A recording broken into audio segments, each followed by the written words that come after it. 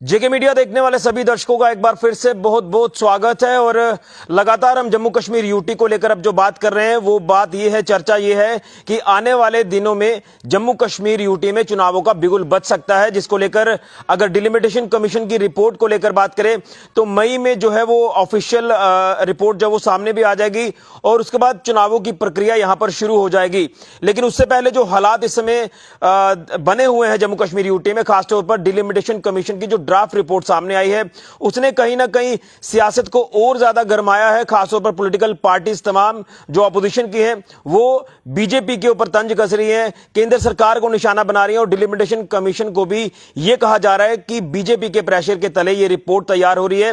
इसके ऊपर भी हम तमाम चर्चा करेंगे और भारतीय जनता पार्टी का जो नारा है 50+ का, उस पर किस तरह से खरा उतरना है, इसी के ऊपर तमाम चर्चा करने के लिए मेरे साथ मौजूद हैं डॉक्टर देवेंद्र कुमार मन्याल, जो कि स्टेट जनरल सेक्रेटरी हैं बीजेपी के और पूर्व मंत्री हैं, सांबा विधानसभा क्षेत्र से एमएलए भी रह चुके हैं। लेकिन अब सांबा जिला की भी मैं शुरुआत में बात करूंगा कि एक तीसरी नई कॉन्स्टिट्यूएंसी जो है डिलिमिटेशन कमीशन की रिपोर्ट के अनुसार जो सामने आई है, रामगढ़ नई कॉन्स्टिट्यूएंसी। तो रामगढ़ विधानसभा हल्के से ये चुनाव भी लड़ सकते हैं क्योंकि रिजर्व कॉन्स्टिट्यूएंसी है। लेकिन कहीं ना कहीं डॉक्टर मन्याल को लेकर बात करें तो लोगों ने भी कहीं ना कहीं इनके ऊपर भी निशाना साधा है कि अपने बेनिफिट के लिए ये डिलिमिटेशन कमीशन की रिपोर्ट जब वो तैयार की है। हालांकि एक बार फिर कहूंगा कि डिलिमिटेशन कमीशन जो कि इंडिपेंडेंट ऑटोनोमस बॉडी है, लेकिन क्या इनके तथ्य हैं हम इन्हीं से जानने का प्रयास करते हैं। डॉक्टर साहब, जेके मीडिया में आपका बहुत बहुत स्वागत है और हम कोशिश कर रहे थे कि आपको अपने मंच पर लाएं और तमाम ये चीजें जो पब्लिक डोमेन में डिलिमिटेशन कमीशन तो ला ही रहा है, लेकिन आपकी तरफ से भी ये चीजें जानी चाहिए क्योंकि आपको भी कहीं ना कहीं लोग ये कह रहे हैं कि अपने मुफाद के लिए, अपने बेनिफिट के लिए जो कमीशन की रिपोर्ट तैयार हुई है। तो सबसे पहले जो डिलिमिटेशन कमीशन की रिपोर्ट में खामियां नजर आई हैं जिसको लेकर लोगों ने प्रोटेस्ट किए, तमाम नेता सामने आए कि अपने बेनिफिट को लेकर बीजेपी ने ये रिपोर्ट तैयार कराई है, क्या कहेंगे इसको लेकर? हालांकि लगातार इसके ऊपर चर्चाएं तो हो ही रही है, लेकिन मैं आपसे जानना चाहता हूं और लोग भी चाहते हैं कि डॉक्टर मन्याल जो है वो पब्लिक डोमेन में आकर इसके ऊपर बात करें। धन्यवाद ऋषि। जैसे कि आपने कहा कि काफ़ी समय से आपसे कोई बात नहीं हो सकी, पार्टी के संगठन में थोड़ा व्यस्त रहने के कारण ये बातें नहीं हो सकी। तो सबसे पहले मैं शुक्रिया करूंगा आपका अदा कि आपने समय निकाल के आज हमें बात करने का मौका मिल रहा है। और सांबा की पूरी जनता को मेरी तरफ से सादर नमस्कार, सादर प्रणाम। और मैं जैसे आपने कहा पहला प्रश्न की डिलिमिटेशन की बात की, तो सबसे पहले तो मैं सांबा की जनता को, खासकर जम्मू कश्मीर की बात हम करेंगे वो तो है ही, लेकिन सांबा की जो जनता है, सांबा के जो लोग हैं, उनके लिए खुशी की बात यह है कि एक तीसरी कॉन्स्टिट्यूंसी बन के आई है। और बनिस्बत इसके कि एक छोटी डिस्ट्रिक्ट होने के बावजूद, जहाँ पर अगर 11 का आप 2011 का देखें सेंसेक्स, उसमें जो है 3,18,000 पॉपुलेशन है, लेकिन 2022 का जो डाटा तैयार हुआ उसमें 3,44,000, लगभग 3.5 लाख मान के चलिए पॉपुलेशन है। और 3.5 लाख की पॉपुलेशन में 3 कॉन्स्टिट्यूंसी जो है वो सांबा को मिली है। तो सबसे पहले ये सांबा के लोगों को बधाई। और इसी तरह जम्मू कश्मीर के जो 7 कॉन्स्टिट्यूंसी हमारी बड़ी हैं, उनमें से 6 जो है वो जम्मू रीजन को मिली है और कश्मीर को 1 मिली है। लेकिन भारतीय जनता पार्टी ऋषि जी जम्मू की बात नहीं करती या कश्मीर की बात नहीं करती, हम जम्मू कश्मीर की बात करते हैं। और जम्मू कश्मीर में 7 सीटें बढ़ी, 7 में से 6 जो हैं जम्मू रीजन में, क्योंकि शुरू से लेके इन दोनों को जम्मू रीजन और कश्मीर रीजन या प्रोविंस की बात करिए, ये बात चलती है। तीसरा जो हमारा वो अलग हो गया, यूटी बन गया है, लद्दाख।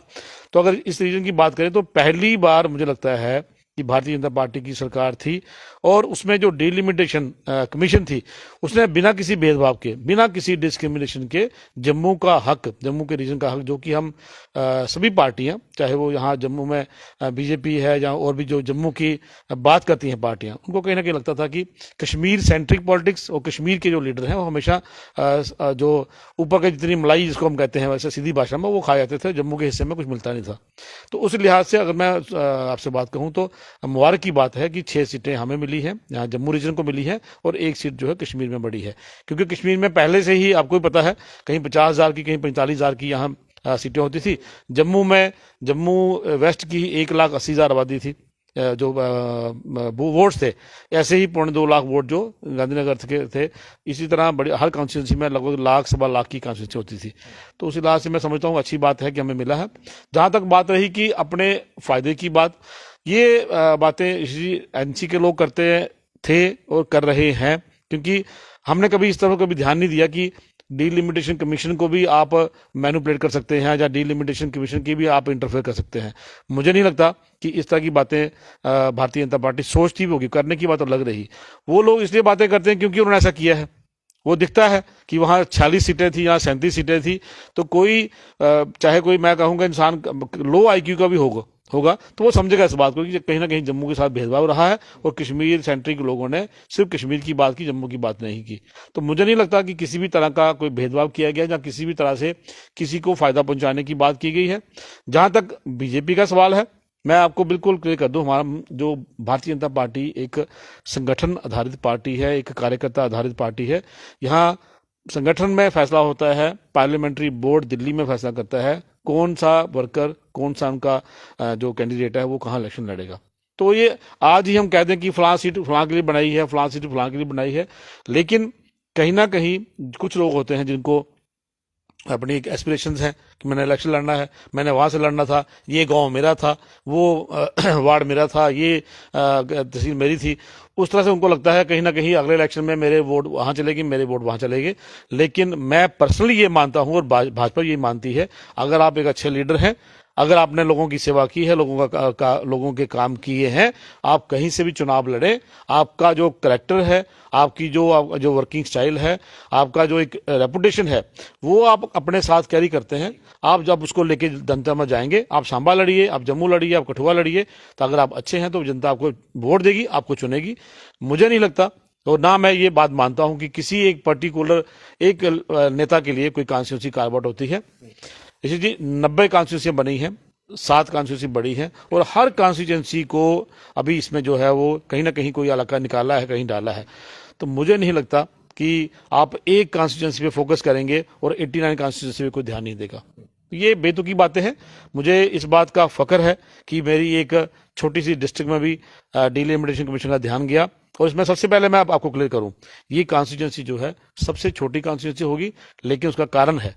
कारण ये रहा कि ये बॉर्डर का इलाका है, इनकी अपनी तकलीफें हैं, इनकी अपने इश्यूज हैं। उन इश्यूज को एड्रेस करने के लिए एक ऐसी कॉन्स्टिट्यूंसी बने, एक ऐसा रीजन, एक बने असेंबली सेगमेंट जहां पे सिर्फ इनकी बॉर्डर के लोगों की ही बात हो और किसी की बात ना हो। तो उस लिहाज से ये इसमें कुछ रिलैक्सेशन भी है। अगर विजयपुर की जो मैं पढ़ रहा था अभी रिपोर्ट, उसमें 1,14,000 आबादी आ रही है, सांबा में 1,06,000 है, तो रामगढ़ कॉन्स्टिट्यूंसी जो न्यू कार्बो हुई है उसमें 94,000 है और मुश्किल से 62 से 65,000 वोट बनेंगे। छोटी सी कॉन्स्टिट्यूंसी होगी जिसमें सिर्फ हमारा रामगढ़ का बॉर्डर एरिया, सांबा का बॉर्डर एरिया और राजपुरा आएगा। तो मैं समझता हूं कि लोगों को एक ब्रॉड विजन रखना चाहिए, बड़ी लंबी सोच रखनी चाहिए। इससे पहले MLA सांबा सुंब भी देख रहा है, MLA सांबा नाडी भी देख रहा है और यहाँ से लगभग 50 से ज्यादा किलोमीटर दूर प्रमंडल जो है वो सांबा में पड़ता था। आज आपको कनेक्टिविटी मिल गई है, विजयपुर सांबा के साथ आ गया है, रामगढ़ जो है वो बॉर्डर के साथ है। और जब आप देखते हैं कभी अब अगर आपको वहां उस तरफ कभी ट्रैवल करने का मौका मिला हो, देखिए वो बॉर्डर ने इतनी बढ़िया रोड बनाई है कि अगर आप इस हाईवे से जाना शुरू करेंगे जहां ट्रैफिक ज्यादा है और उस तरफ से शुरू करेंगे तो मुझे लगता है आप वो जो बॉर्डर की रोड है उससे आप पहले घगवाल या रायपुर पहुंच सकते हैं। इस तरह की जो बातें हैं कि किस एरिया की क्या डिमांड है, किस एरिया में लोगों की क्या तकलीफें हैं, उसको मद्देनजर रखते हुए ये कॉन्स्टिट्यूंसियां कार्व आउट हुई है।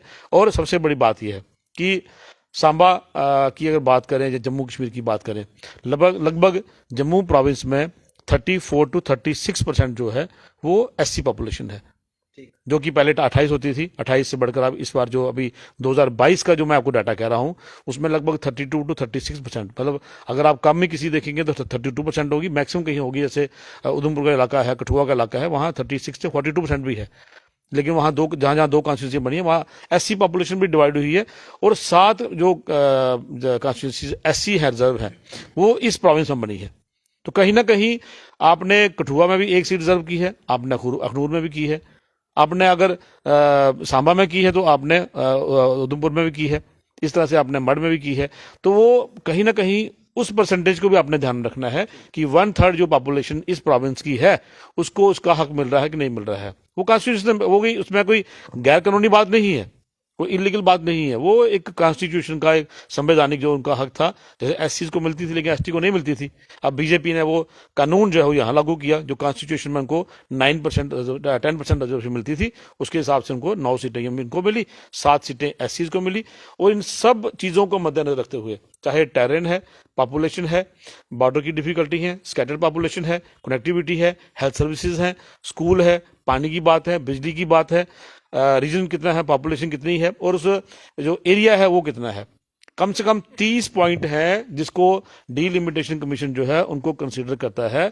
उन 30 जो क्राइटेरिया हैं उनको फॉलो करने के बाद एक कॉन्स्टिट्यूंसी कार्व आउट होती है। ये एक मोटा मोटा जो मैं बता रहा हूँ, जितनी जानकारी मुझे है, हो सकता है मेरे से अच्छे लोग, पढ़े लिखे लोग भी होंगे, कुछ लोग कानूनी जानकारी रखते होंगे, उनको ज्यादा पता होगा। लेकिन जो एक पूर्व विधायक होने के नाते, एक पार्टी का कार्यकर्ता होने के नाते जितनी जानकारी मुझे है, इन 30 क्राइटेरिया को फॉलो करते हुए हमारी कॉन्स्टिट्यूशन बनी है। लेकिन डॉक्टर साहब, सांबा में लगातार विरोध हमें देखने को मिला।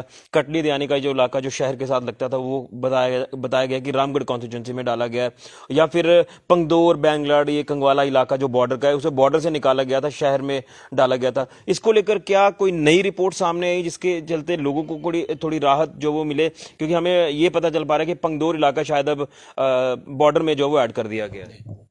देखिए, सबसे पहले तो मैं जो हमारी जानकारी थी, जो पहला ड्राफ्ट जब आने को था तो र्यूमर थी कि सांबा में से 2 ही कॉन्स्टिट्यूंसी हैं, तीसरी नहीं बन रही। बाद में बात आई कि तीसरी कॉन्स्टिट्यूंसी बनेगी, जैसे मैंने कहा आपको कि बॉर्डर की समस्या को देखते हुए कि एक बॉर्डर के लिए कॉन्स्टिट्यूंसी कार्व आउट हो। उसमें बॉर्डर का एरिया जो सांबा डिस्ट्रिक्ट में, क्योंकि डिलिमिटेशन कमीशन जो है उसकी जो अथॉरिटी है वो विद इन डिस्ट्रिक्ट है, डिस्ट्रिक्ट के बाहर वो कॉन्स्टिट्यूंसी नहीं बना सकते, जैसा कि पहले था। घगवाल और राजपुरा हीरानगर में था, कठुआ डिस्ट्रिक्ट में, जबकि उनकी डिस्ट्रिक्ट जो सांबा थी। इसी तरह जम्मू का इलाका चौधरी सैनिक कॉलोनी वो सांबा असेंबली का सेगमेंट में था, जबकि उनका डिस्ट्रिक्ट जो है जम्मू था। अब जो विद इन डिस्ट्रिक्ट आपने जब कार्व आउट करनी है कॉन्स्टिट्यूंसी, उसमें 3,40,000 में पॉपुलेशन आपने डिवाइड करनी है और एक कॉन्स्टिट्यूंसी को आपने रिजर्व करना है। जैसे मैंने आपको कहा कि सिर्फ जम्मू रीजन में ही एससी पॉपुलेशन है, तो यहाँ 7 कॉन्स्टिट्यूंसी बनेगी। और उसका सबसे बड़ा ये होता है कि जैसे अब यहाँ 2 कॉन्स्टिट्यूंसी ओपन होगी तो एक रिजर्व होगी। जब वो पॉपुलेशन आप निकालते हैं तो रामगढ़ की जो पॉपुलेशन है उस 54,000 पॉपुलेशन में 31.2% जो है वो एससी पॉपुलेशन है, लेकिन वोटर कितने हैं? 36,000। अब अकेले रामगढ़ की कॉन्स्टिट्यूंसी नहीं बन सकती, 36,000 वोटर पे कॉन्स्टिट्यूंसी नहीं बनती। अब वो अपने बॉर्डर का, जब बॉर्डर के नाम पे कॉन्स्टिट्यूंसी बन रही है, अपने बॉर्डर ऐड किया, बॉर्डर अपने सांबा का ऐड किया। बड़ी ब्राह्मणा की तरफ बॉर्डर जो आता है वो आता है बिश्नाह कॉन्स्टिट्यूंसी का, उस तरह बॉर्डर नहीं है सांबा डिस्ट्रिक्ट का। सांबा डिस्ट्रिक्ट का बॉर्डर जो है वो सांबा में रामगढ़ से शुरू होता है। इस तरफ आपका आ गया परमंडल, अपना ये राजपुरा और पंगदौर वाला एरिया जो आप कह रहे हैं वो सारा ऐड हुआ। तो राजपुरा की जो 7 जो हमारी जो हैं पंचायतें हैं वो बॉर्डर में आती हैं। इस तरफ जो हमारी 2 जो हमारे पटवार हल्के हैं वो आते हैं बॉर्डर में। 2 में आता है पंगदौर और एक अपना ये कटली और रामनगर। पंगदौर में आता है पंगदौर, बैंगलाड़ और रैपर। रामनगर में आता है रामनगर, जिसको हम कालीबड़ी भी कहते हैं, और इसके साथ सदो और रखमटाली। तीसरा आता है कटली। कटली जो है, कटली पटवार हल्का है, अपना पटवार सर्कल है। पटवार हल्के में पहली पंचायत पड़ती है रैया, जो कि बॉर्डर के ऊपर है।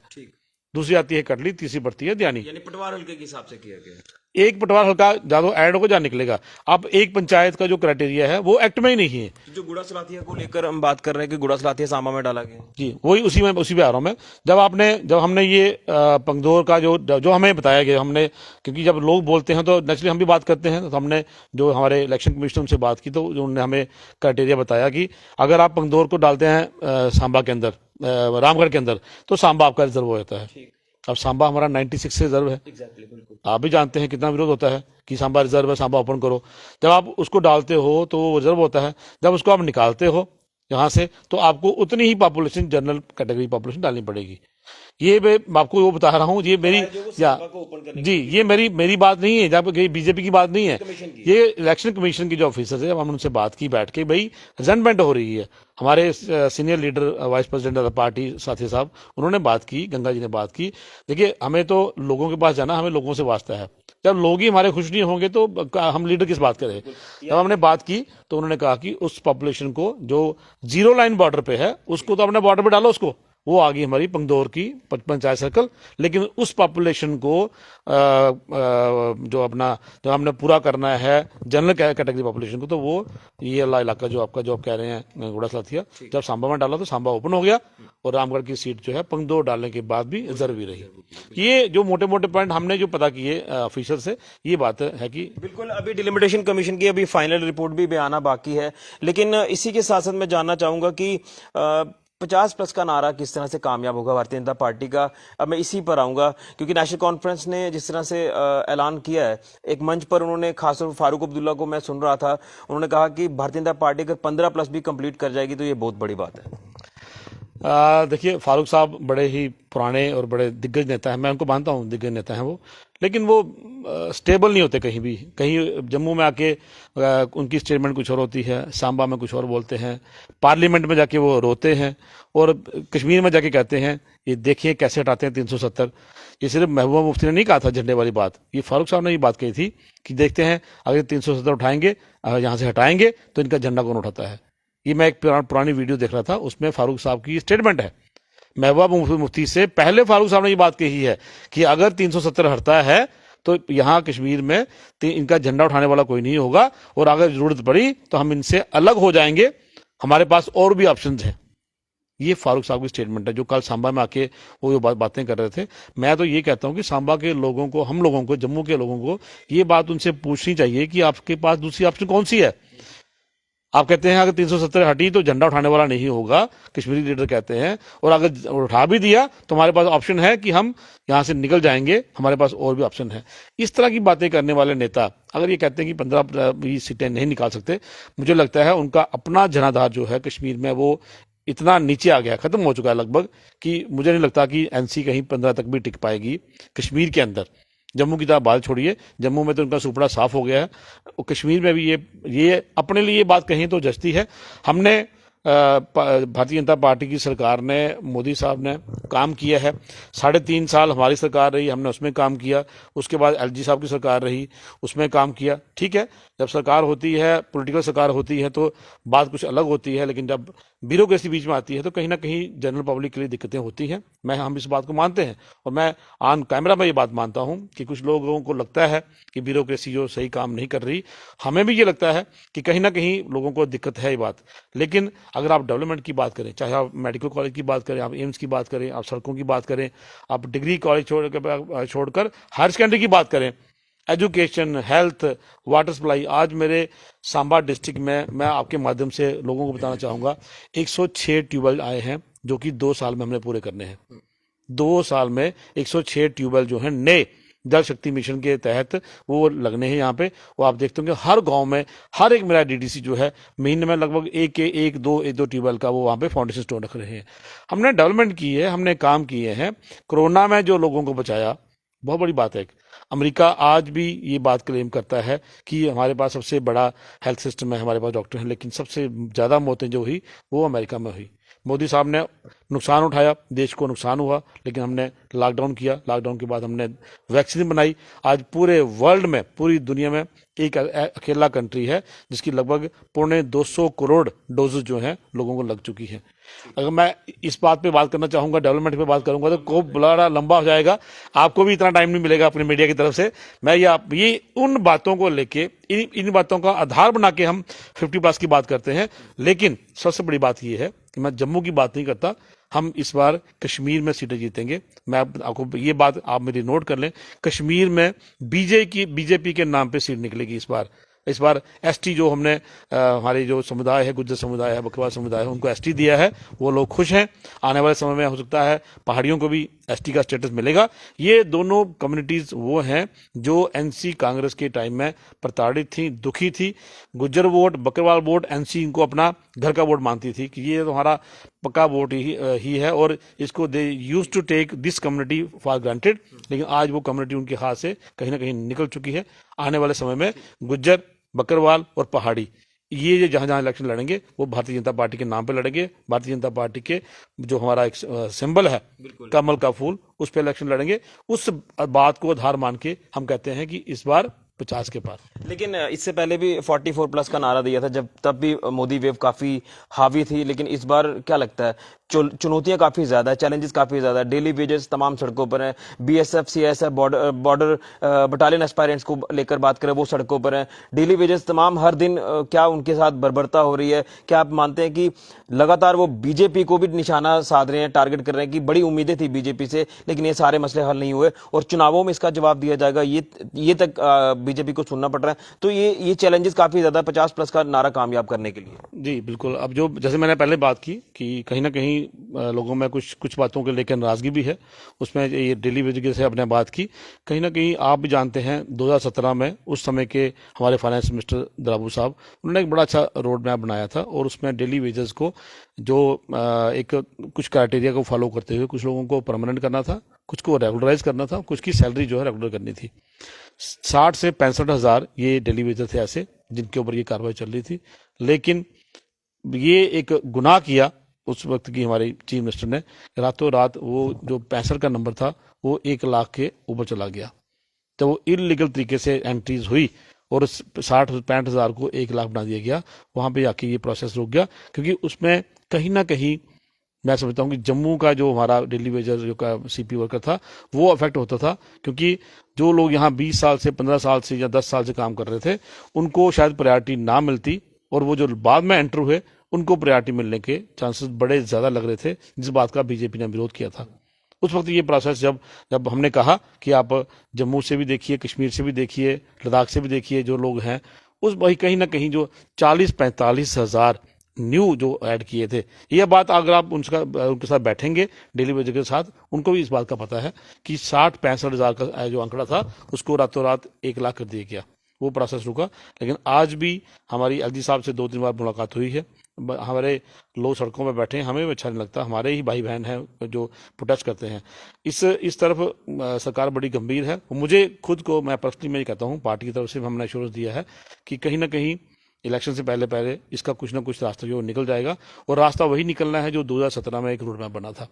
कुछ को रेगुलराइज करना है, कुछ की सैलरीज निकालनी है, कुछ उसमें जो ऐसे हैं जिनका कहीं भी खाता नहीं है उनको अदर्स की कैटेगरी में डाला गया है, उनका भी ध्यान रखेगी गवर्नमेंट। लेकिन एक बात आपको माननी पड़ेगी कि हम सिर्फ बात नहीं करते, खाली खोखले वादे नहीं करते। 12,600 जो हमारा बिजली का था, आपने देखा with one stroke of pen PDD के लोग किए। उसके बाद बीडीसी जिसको हम कहते थे पहले, आज उनका वीडीजी बन गया है। कल आपने देखा होगा बहुत बड़ा कार्यक्रम उन्होंने सांबा में किया। ये लोग वो थे जो बरसों से प्रताड़ित थे, दुखी थे।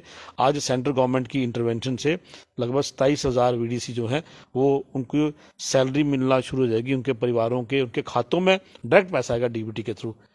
तो ये सिर्फ प्रोपोगंडे हैं दूसरी पार्टियों के जिन्होंने 70 साल कुछ नहीं किया। लेकिन मैं जो बात करता हूं ऋषि जी, मैं 7.5 साल 8 साल की बात करता हूं।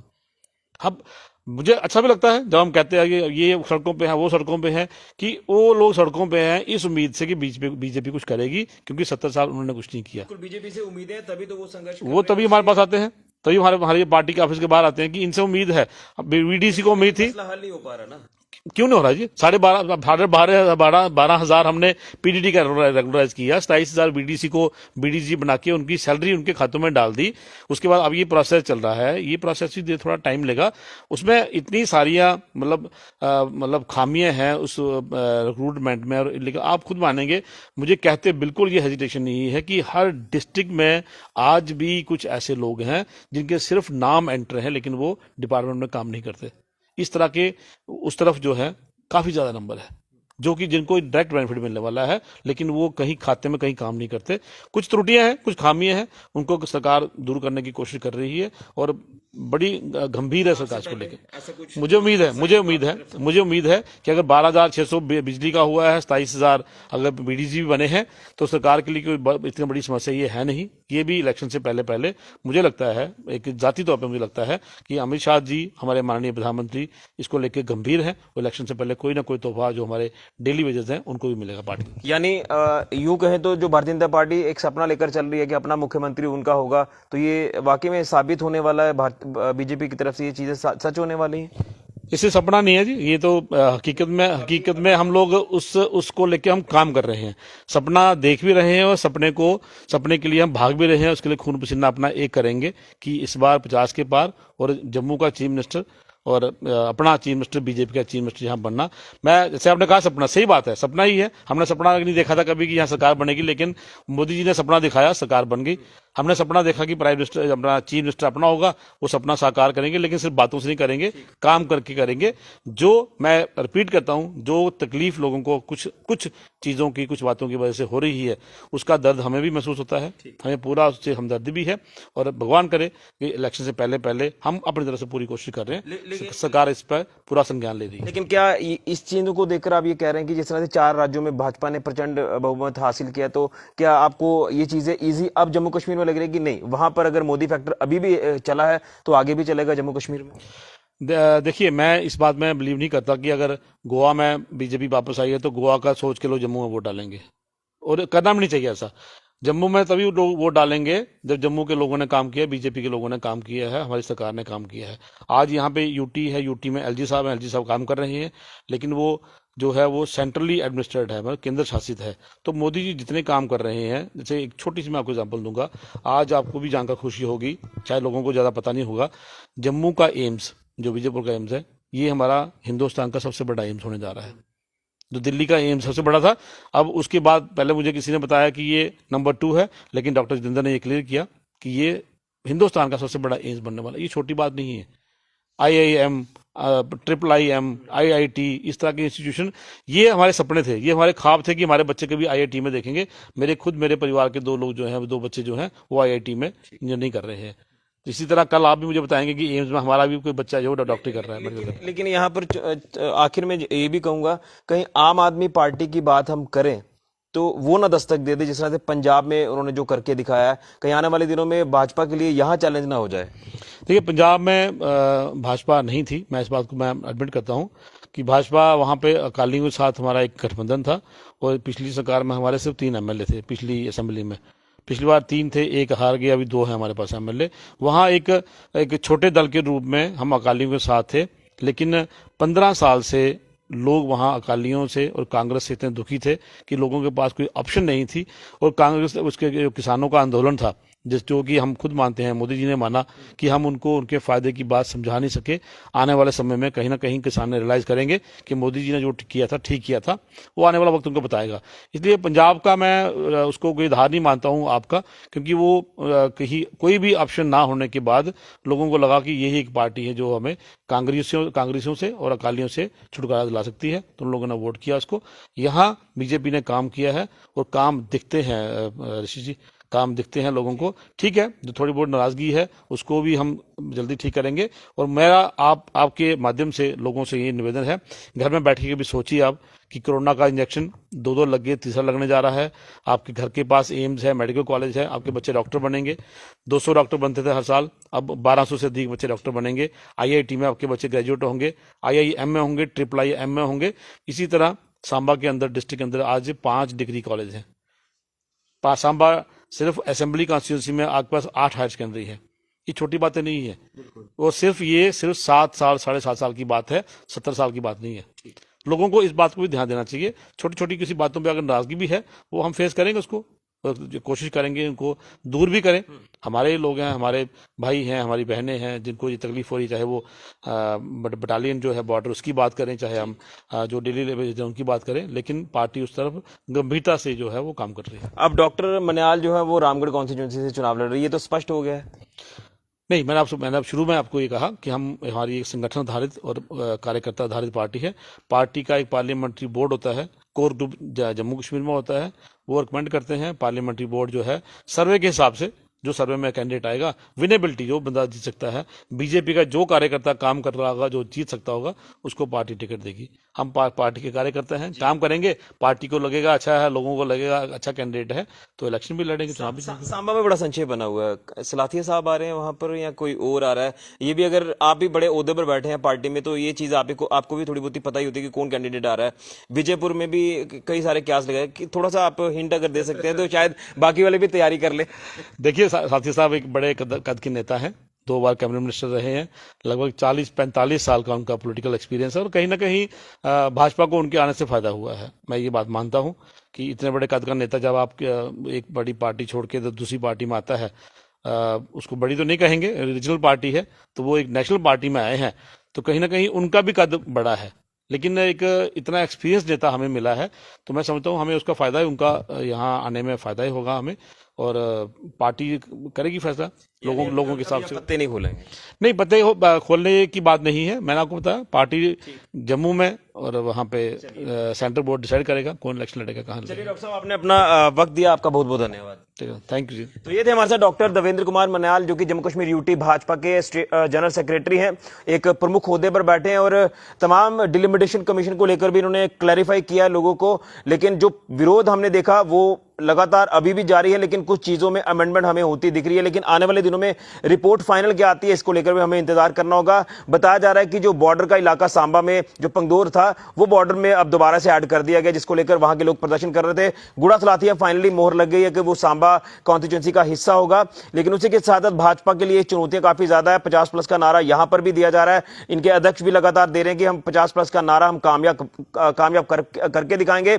लेकिन डेली वेजेस का इशू, बीएसएफ सीआईएसएफ एस्पायरेंट सड़कों पर है, बॉर्डर बटालियन एस्पायरेंट सड़कों पर है, तमाम ये लोग अपना प्रदर्शन कर अपनी मांगों को लेकर। लेकिन अब देखना यह है कि क्या ये सारे मसले चुनावों से पहले हल होते हैं या नहीं होते, या इसी तरह से वो अपना प्रदर्शन करते रहेंगे, या अगर ये मसले हल नहीं होते तो भाजपा को ये लोग चुनावों में जवाब देंगे। इसके लिए भाजपा को भी प्रिपेयर रहना होगा। लेकिन 50+ का नारा ये दावे से कहा जा रहा है कि हम पूरा करेंगे और अपना मुख्यमंत्री बनाएंगे। चलिए देखते हैं आने वाले दिनों में समीकरण क्या कहते हैं। लेकिन भाजपा को लेकर लोगों का गुस्सा भी लगातार अभी देखने को मिल रहा है। कहीं ऐसा ना हो कि नया दल जो आम आदमी पार्टी है वो यहां दस्तक दे दे और यहां जो समीकरण है वो बदल जाए। लेकिन अभी हम कुछ नहीं कहेंगे, इसके लिए हमें इंतजार करना होगा। तो ये थे हमारे साथ खास बातचीत करने के लिए डॉक्टर देवेंद्र कुमार मन्याल। फिलहाल के लिए ऋषि गुजरिया, जेके मीडिया के लिए।